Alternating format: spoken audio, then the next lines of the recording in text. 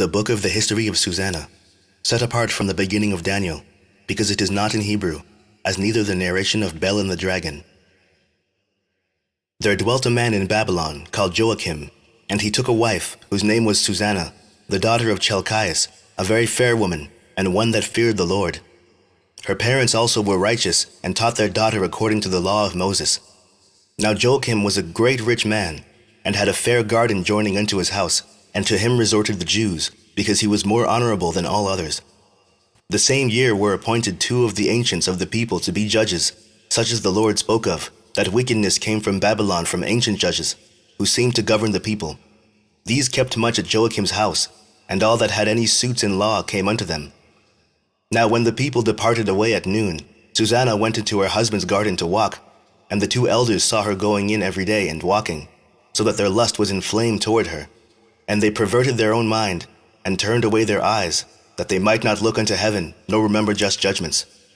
And albeit they both were wounded with her love, yet durst not one show another his grief, for they were ashamed to declare their lust, that they desired to have to do with her. Yet they watched diligently from day to day to see her. And the one said to the other, Let us now go home, for it is dinner time. So when they were gone out, they parted the one from the other, and turning back again, they came to the same place. And after that they had asked one another the cause, they acknowledged their lust. Then appointed they a time both together, when they might find her alone. And it fell out, as they watched a fit time, she went in as before, with 2 maids only, and she was desirous to wash herself in the garden, for it was hot. And there was nobody there save the 2 elders, that had hid themselves and watched her. Then she said to her maids, Bring me oil and washing balls, and shut the garden doors, that I may wash me. And they did as she bade them, and shut the garden doors, and went out themselves at privy doors to fetch the things that she had commanded them. But they saw not the elders, because they were hid. Now when the maids were gone forth, the 2 elders rose up and ran unto her, saying, Behold, the garden doors are shut, that no man can see us, and we are in love with thee. Therefore consent unto us, and lie with us. If thou wilt not, we will bear witness against thee, that a young man was with thee, and therefore thou didst send away thy maids from thee. Then Susanna sighed and said, I am straitened on every side, for if I do this thing, it is death unto me, and if I do it not, I cannot escape your hands. It is better for me to fall into your hands and not do it, than sin in the sight of the Lord. With that, Susanna cried with a loud voice, and the 2 elders cried out against her. Then ran the one and opened the garden door. So when the servants of the house heard the cry in the garden, they rushed in at a privy door to see what was done unto her. But when the elders had declared their matter, the servants were greatly ashamed, for there was never such a report made of Susanna. And it came to pass the next day, when the people were assembled to her husband Joachim, the 2 elders came also full of mischievous imagination against Susanna to put her to death, and said before the people, Send for Susanna, the daughter of Chelcias, Joachim's wife. And so they sent. So she came with her father and mother, her children, and all her kindred. Now Susanna was a very delicate woman, and beauteous to behold. And these wicked men commanded to uncover her face, for she was covered, that they might be filled with her beauty. Therefore her friends and all that saw her wept. Then the 2 elders stood up in the midst of the people, and laid their hands upon her head. And she, weeping, looked up towards heaven, for her heart trusted in the Lord. And the elders said, As we walked in the garden alone, this woman came in with 2 maids, and shut the garden doors, and sent the maids away. Then a young man, who was there hid, came unto her, and lay with her. Then we that stood in a corner of the garden, seeing this wickedness, ran unto them. And when we saw them together, the man we could not hold, for he was stronger than we, and opened the door and leapt out. But having taken this woman, we asked who the young man was, but she would not tell us. These things we do testify. Then the assembly believed them, as those that were the elders and judges of the people. So they condemned her to death. Then Susanna cried out with a loud voice and said, O everlasting God, that knowest the secrets, and knowest all things before they be, thou knowest that they have borne false witness against me, and behold, I must die.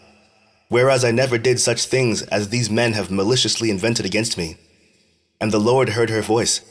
Therefore, when she was led to be put to death, the Lord raised up the Holy Spirit of a young youth, whose name was Daniel, who cried out with a loud voice, I am clear of the blood of this woman. Then all the people turned them towards him and said, What mean these words that thou hast spoken? So he, standing in the midst of them, said, Are ye such fools, ye sons of Israel, that without examination or knowledge of the truth ye have condemned a daughter of Israel? Return again to the place of judgment, for they have borne false witness against her. Wherefore all the people turned again in haste, and the elders said unto him, Come, sit down among us, and show it us, seeing God hath given thee the honor of an elder. Then said Daniel unto them, Put these two aside one far from another, and I will examine them. So when they were put asunder one from another, he called one of them, and said unto him, O thou that art waxed old in wickedness, now thy sins which thou hast committed aforetime are come to light.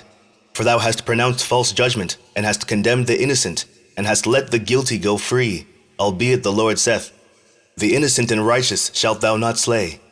Now then, if thou hast seen her, tell me, under what tree sawest thou them companying together? Who answered, Under a mastic tree. And Daniel said, Very well, thou hast lied against thy own head. For even now the angel of God hath received the sentence of God to cut thee in two. So he put him aside, and commanded to bring the other, and said unto him, O thou seed of Canaan, and not of Judah, beauty hath deceived thee, and lust hath perverted thy heart. Thus have ye dealt with the daughters of Israel, and they for fear companied with you. But the daughter of Judah would not abide your wickedness. Now therefore tell me, under what tree didst thou take them companying together? Who answered, Under a holm tree. Then said Daniel unto him, Well, thou hast also lied against thy own head, for the angel of God waiteth with the sword to cut thee in two, that he may destroy you.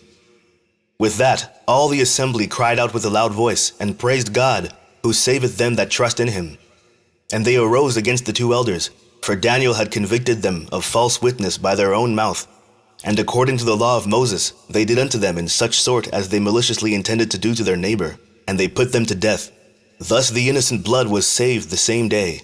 Therefore Chelkais and his wife praised God for their daughter Susanna, and Joachim her husband, all the kindred, because there was no dishonesty found in her. From that day forth was Daniel had in great reputation in the sight of the people. The end of the book of the history of Susanna.